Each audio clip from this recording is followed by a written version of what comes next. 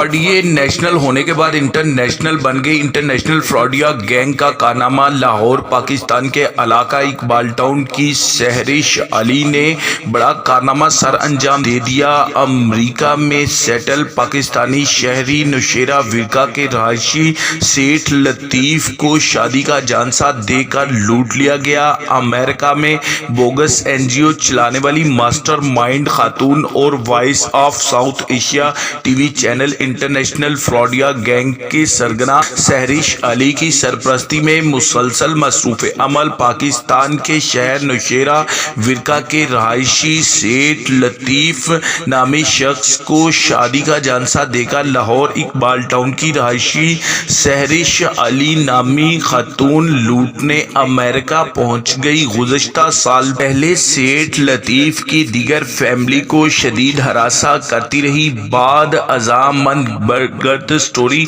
तैयार कर ली गई और उसके बाद अमेरिका में झूठा मुकदमा बना दिया गया, जिसकी बाबत सेठ लतीफ को गिरफ्तारी का सामना करना पड़ा। बाद अज़ा अमेरिका में मुकीम बोगस एनजीओ चलाकर मतअद्दद अफराद से फ्रॉड करने वाली मास्टर माइंड नुसरत सोहेल से हम मशवरा होकर सेठ लतीफ के घर का सफाया करने का प्लान तैयार किया गया।